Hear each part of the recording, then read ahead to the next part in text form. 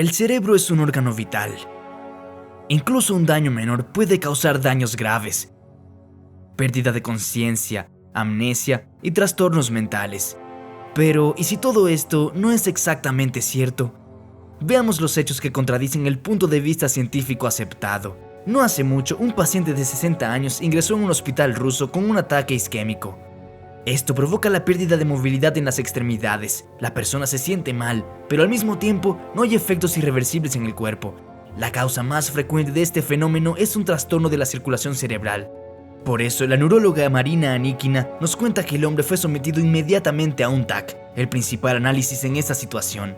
Pero los resultados de la tomografía computarizada fueron un shock para los médicos. Se suponía que el ataque isquémico se había producido en el hemisferio izquierdo del cerebro, pero en la tomografía el hemisferio estaba completamente ausente.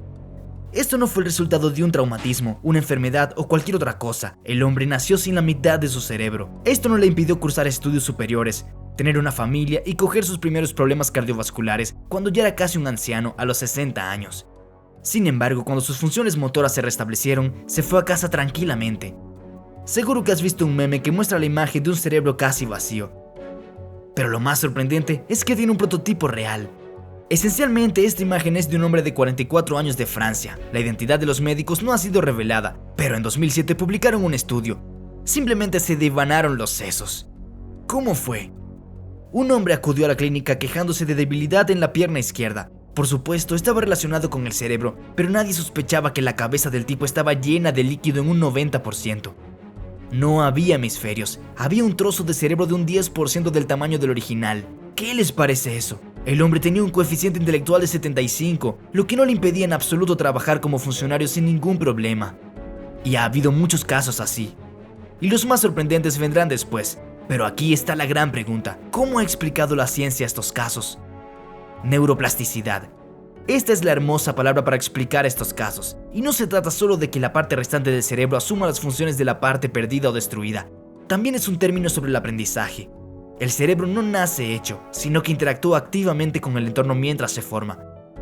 En primer lugar, los estudios sobre los llamados niños Mowgli así lo atestiguan. Abandonados en la naturaleza, sin haber oído hablar a los humanos, no pudieron dominar las habilidades de comportamiento socialmente aceptadas, ni mejorar sus capacidades intelectuales hasta llegar a la de los adultos, quedándose atrás en su desarrollo durante toda su vida. Pronto se puso de manifiesto que el cerebro infantil es maleable. Un periodo de tal maleabilidad se denominó crítico porque ya no es posible compensar la falta de aprendizaje en este momento más adelante en la vida.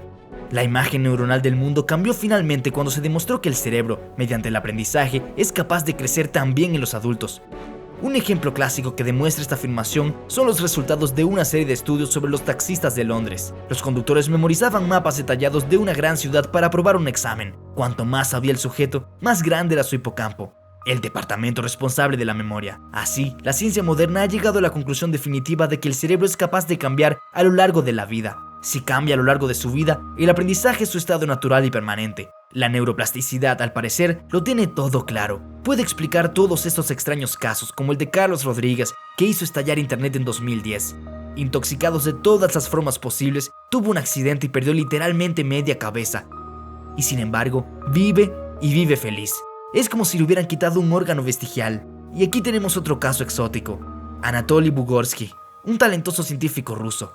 Su especialidad era la física de partículas elementales, y en los años 70 trabajó en el mayor colisionador soviético. Un día, el mecanismo de seguridad del acelerador U-70 funcionó mal, haciendo que el investigador fuera atravesado por un haz de protones. Con el tiempo perdió la audición del oído izquierdo, sufrió una parálisis facial parcial y ataques epilépticos intermitentes. Sin embargo, completó con éxito su tesis y continúa su trabajo científico. Incluso a estas lesiones futuristas, el cuerpo humano es capaz de sobrevivir.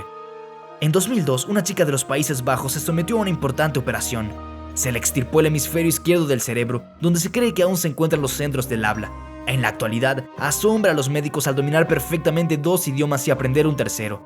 El Dr. Johan Borgstein, que supervisa a la pequeña holandesa, dice que ya ha aconsejado a sus alumnos que olviden todas las teorías neurofisiológicas que están aprendiendo y seguirán aprendiendo.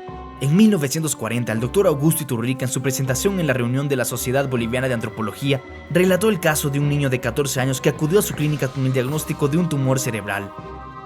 El paciente permaneció consciente y lúcido hasta su muerte, quejándose únicamente de fuertes dolores de cabeza. Durante la autopsia, los médicos quedaron totalmente sorprendidos. Toda la masa cerebral se había separado de la cavidad interna del cráneo. La sangre no tenía acceso a ella. En otras palabras, el chico simplemente no tenía cerebro. ¿Qué clase de neuroplasticidad es esa? El funcionamiento normal de la conciencia del niño sigue siendo un misterio para los médicos.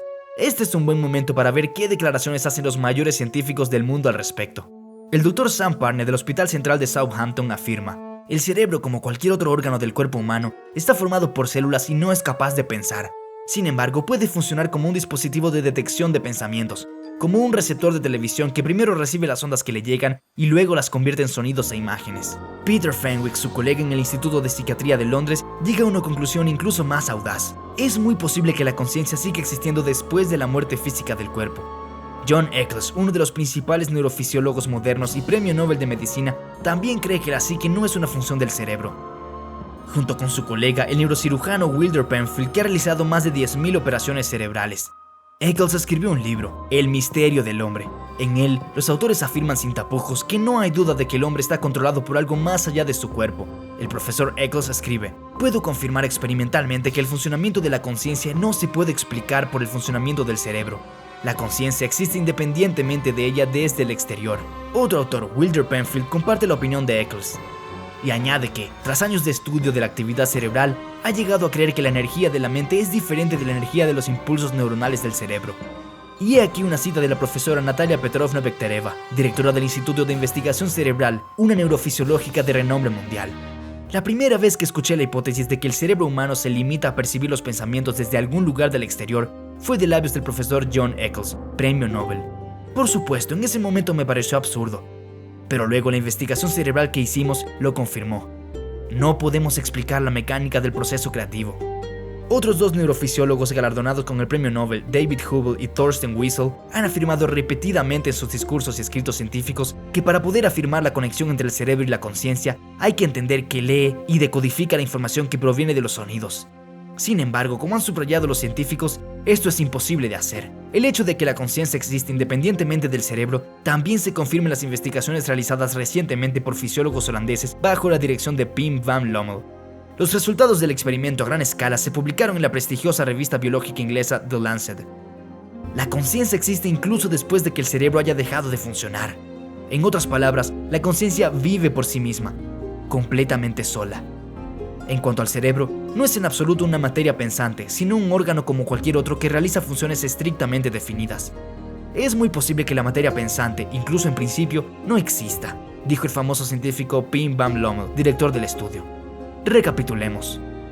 Todos estos casos, amigos, sugieren que la conciencia no nace en el cerebro.